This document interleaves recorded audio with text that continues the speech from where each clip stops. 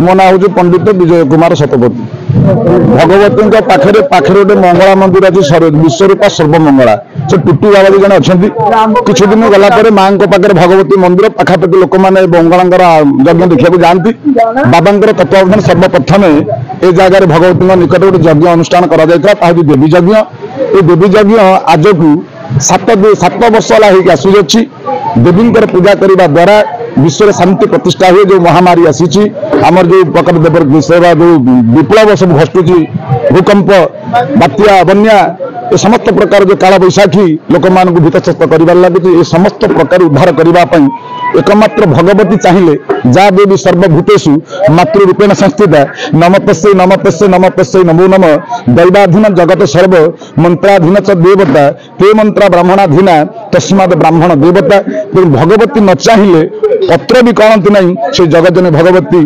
जासा पद्मा समस्ता विपुल कटितटी पद्म पत्राय ताखी गंभीरा वर्तनाभिस्तन भर नमिता शुभ्र वस्त्र करिया लक्ष्मी दिव्यै गजेन्द्रै मणिमय खचित स्नापिता हेम कुंभै नित्याशा पद्महस्तं मम वसतु गृहे सर्वमांगल्य जुगुता शरणागत दिनार्थ परित्राण परायणे सर्वस्याति हरे देवी नारायणी नमस्तुते। गोटे चंडीर सुंदर श्लोक अच्छी आम कहीं चंडी यज्ञ करवा ना रोगान शेषा न पहुंची तुष्टा रुष्टा तो कामान सकलान भीष्टान तमा श्रितानंग विपन्न राणम तमा श्रिता श्रेतं प्रयान्ति। भगवती जदि जिते प्रकार रोग अच्छी आश्रय होती से सबू रोग को नष्ट कर पारती। भगवती तुष्टा होती दुष्ट हो जाती कार अभिष्ट पूर्ण हुए ना भगवती मध्य आश्रित होता सी अन्य जन को आश्रय दे पारी न्याय भगवती पाखे सप्तम वार्षिक 3 दिन व्यापी या 3 दिन 4 दिन अंकुरारोपण 4 दिन 3 दिन व्यापी देवी महायज्ञ आज चंडी हवन करागला कमिटी तरफ 9टा बजे पूर्णा जवा कथा पर तालाबर्ष परिवेशन रही आम समस्त पंडित मानकर कथबार्ता अनुसार एवं अनुष्ठान दातावर्ती कर्ता मनोभिष्ट पूर्ण करने उद्देश्य विश्व कल्याण करने उद्देश्य चंडी जगह उद्यापन संपूर्ण रूपे आम फलप्रद होचु कि ना जहाँ माँ कह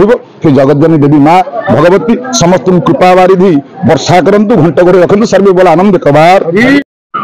जाश्री स्वयं स्मृति नांग भवनेश लक्ष्मी पापात्मनां कृतरियां हृदय सुबुद्धि सदा सतांकुलयन्न प्रोश्य लज्जा तां त्वां नता परिपालय देवी विश्वम।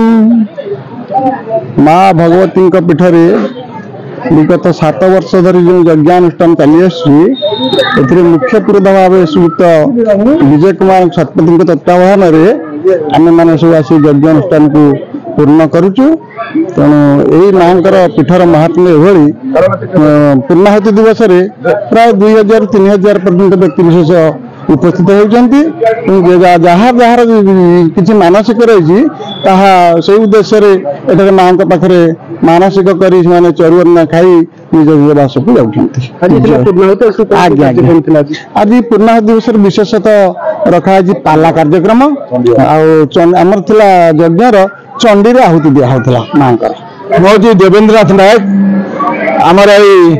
माँ भगवती यात्रा कमिटी मो मेम्बर अच्छी आमर 4-5 दिन है जो विश्व शांति महायज्ञ चली मु तार कर्ता मुझे 2 वर्ष धरी कर्ता है ए वर्ष अति सुंदर भाव एठारे परिचालना होती बहुत लोक समागम होते आमर 4-5 दिन है सांस्कृतिक कार्यक्रम चली। प्रथम दिन आमर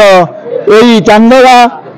मधुराई छोट छोट पिला माने कुनी कुनी पिला माने निजे माने से डांस करथिले एवं बहुत उदर होता से अनुभूति कौन ये तो होती माँ भगवती पीठ आर ऐतिह्य अच्छी आर संस्कृति अच्छी